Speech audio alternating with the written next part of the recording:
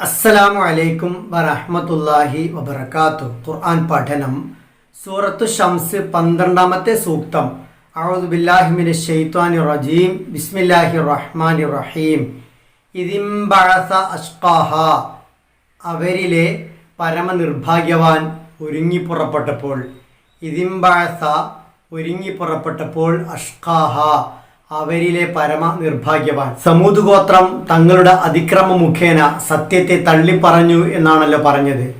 അവർ തള്ളിപ്പറഞ്ഞതിലെ, അവർ ദൈവദൂതനെ നിഷേധിച്ചതിലെ, സത്യത്തെ നിരാകരിച്ചതിലെ ഏറ്റവും വലിയ സംഭവമായിരുന്നു അള്ളാഹു നൽകിയ ദൃഷ്ടാന്തത്തെ, അള്ളാഹു നൽകിയ ഒട്ടകമാകുന്ന മഹാത്ഭുതത്തെ അറുത്തുകളയാൻ തയ്യാറായത്. ആ അറുത്തുകളയാൻ തയ്യാറായ വ്യക്തിയെക്കുറിച്ചാണ് അഷ്ഖ, പരമനിർഭാഗ്യവാൻ എന്ന് അള്ളാഹു ഇവിടെ പറയുന്നത്. വിശുദ്ധ ഖുർആനിൽ 3 തവണ മാത്രമാണ് അഷ്ഖ എന്ന പ്രയോഗമുള്ളത്. അതിലൊന്ന് സൂറത്തുൽ അഅലയിലാണ്. വയതജന്നബുഹൽ അഷ്ഖ അല്ലദീ യസ്ലന്നാറൽ കുബ്ര. അതിൽ നിന്നും പരമനിർഭാഗ്യവാൻ അകറ്റപ്പെടും.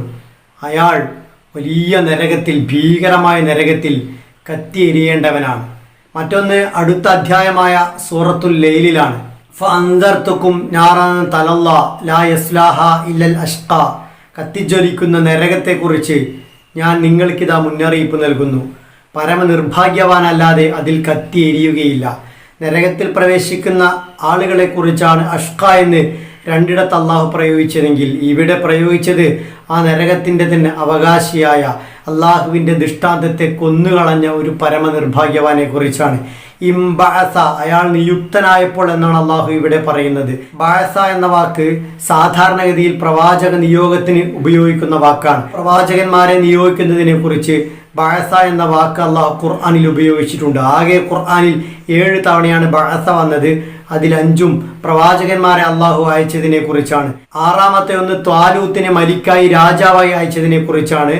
7ാമത്തെ ഒന്ന് ഖബറടക്കം എങ്ങനെയാണെന്ന് പഠിപ്പിക്കാൻ കാക്കയെ അള്ളാഹു അയച്ചതിനെ കുറിച്ചാണ്. ബഅസ എന്നാൽ അയച്ചു എന്നാണെങ്കിൽ തുനിഞ്ഞിറങ്ങുന്ന, ഒരുങ്ങിപ്പുറപ്പെടുന്ന അവസ്ഥക്കാണ് ഇംബഅസ എന്ന് പറയുക. ഈയൊരു പരമനിർഭാഗ്യവാൻ ഒരുങ്ങിപ്പുറപ്പെടുകയായിരുന്നു അള്ളാഹുവിൻ്റെ ദൃഷ്ടാന്തത്തെ ഇല്ലാതാക്കാൻ, ഒട്ടകത്തെ അറുക്കാൻ. ആരാണ് ഈ പരമനിർഭാഗ്യവാൻ? ഖുദാർ ബിൻ സാലിഫ് അല്ലെങ്കിൽ ഖിദാർ ബിൻ സാലിഫാണ് ഈ വ്യക്തി എന്നാണ് പറയപ്പെടുന്നത്.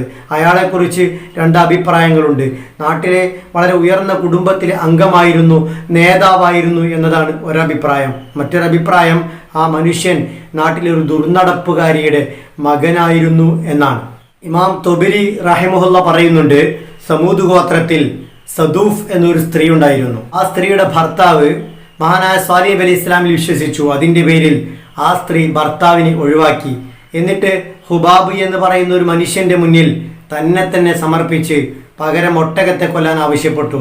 അയാൾ അതിന് സമ്മതിച്ചില്ല. തുടർന്ന് ആ സ്ത്രീ മസ്ദഅ ബിൻ മഹ്ജ എന്ന് പറയുന്ന ഒരു വ്യക്തിയുടെ മുന്നിൽ തന്നെ സമർപ്പിക്കാമെന്ന് പറയുകയും പകരം നീ ഒട്ടകത്തെ കൊല്ലാൻ തയ്യാറാകണമെന്ന് ആവശ്യപ്പെടുകയും ചെയ്തു. ആ സ്ത്രീയുടെ സൗന്ദര്യം കണ്ട് മയങ്ങിപ്പോയ മഹ്ജ അതിന് തയ്യാറായി. മറുവശത്ത് ഒനൈസ എന്ന് പറയുന്ന ഒരു വൃദ്ധ സമൂദ് ഗോത്രത്തിലുണ്ടായിരുന്നു. ആ വൃദ്ധക്ക് 4 പെൺമക്കളുണ്ടായിരുന്നു.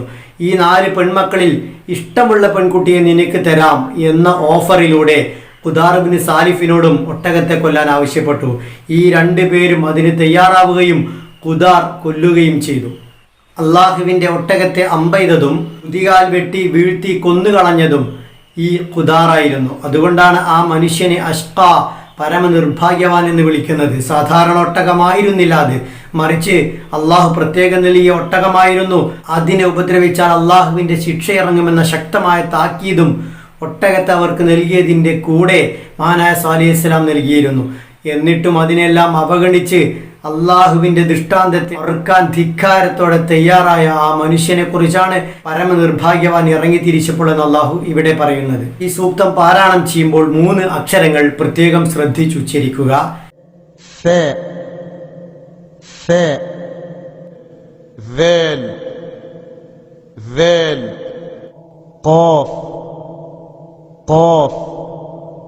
ഇംബഅസ, സുക്കൂനുള്ള നൂന് വന്നിരിക്കുന്നു, അതിനുശേഷം ബാ വന്നു.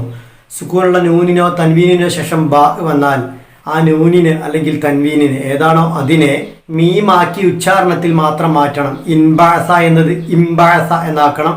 എന്നിട്ട് മണിക്കുകയും വേണം. ഇങ്ങനെ മാറ്റി മറിച്ച് മണിക്കുന്നതിന് ഇഖ്ലാബ് എന്നാണ് പറയുക. ഇതിനൊരൊറ്റ അക്ഷരമേ ഉള്ളൂ, അത് ബാ മാത്രമാണ്.